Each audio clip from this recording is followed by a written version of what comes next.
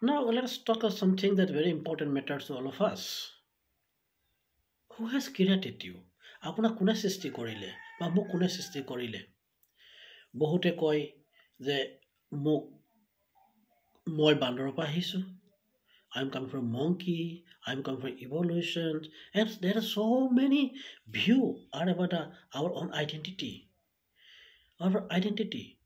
Kintu, what does Bible talk about our identity? What does Bible talk about আমি ক'ৰ পৰা আহিছোঁ? আমাৰ সৃষ্টি ক'ৰ পৰা হয়?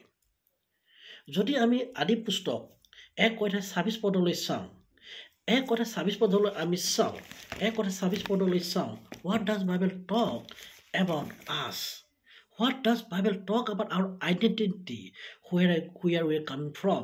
ইয়াত এনেকা কৈছে, then God says, let us make man in our image, according to our likenesses. Let them have dominion over the fish and the sea, over the bird of the air, over the cattle, over all the earth, and over every keeping things that creeps on the earth. And do you the heart pot? মই পঢ়িছো ইয়াত what Bible is talking.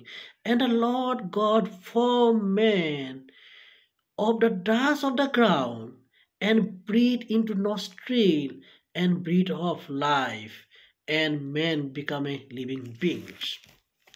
যদি আমি সৃষ্টি চাওঁ, সৃষ্টিৰ পাঠনিতে যদি আমি চাওঁ, ঈশ্বৰে প্ৰথমতে আকাশ মণ্ডল সৃষ্টি কৰাৰ পিছত যেতিয়া ঈশ্বৰৰ সৃষ্টিৰ সকলোকে আমি যদি চাওঁ, ঈশ্বৰে কি বাক্য ব্যৱহাৰ কৰিছিলে? এটি উত্তম।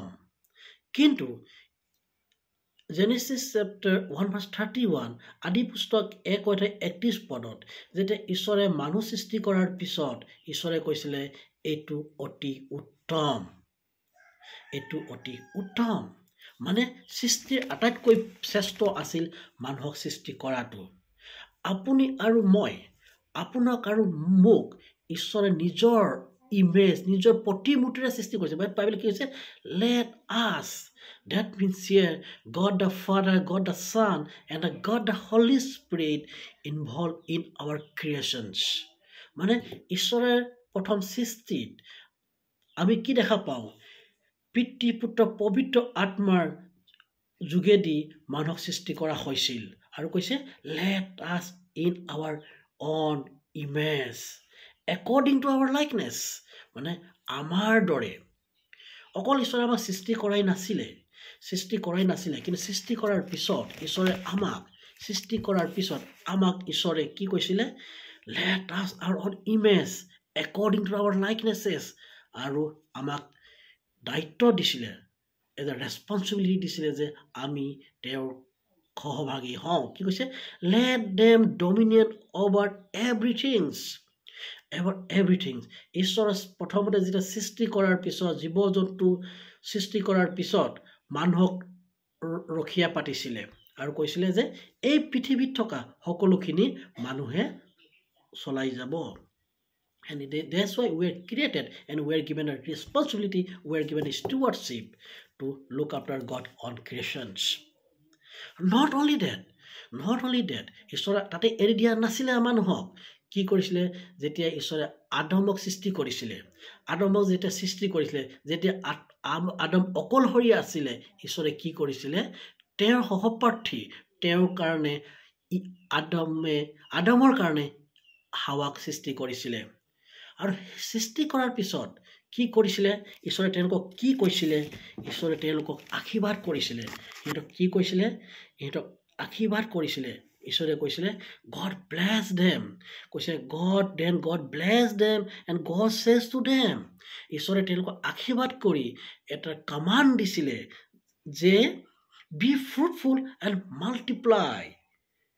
Fill the earth with substitute, have dominion over the fish and sea, over the bird of the air, and over every living thing that moves on the earth.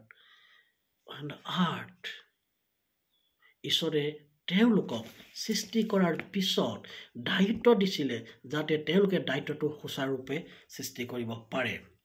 গতিকে আমাৰ আৰম্ভণি, where we are coming from, We are coming from the Lord. God has created us on His image. We are not coming from any kind of monkey. We are not coming from any kind of evaluations. God has created us on His image. God has created us on His image. কি ঈশ্বৰৰ আমাক সেই ইমেজটো আমাৰ যোগেদি দেখা মানুহে দেখা পায়নে?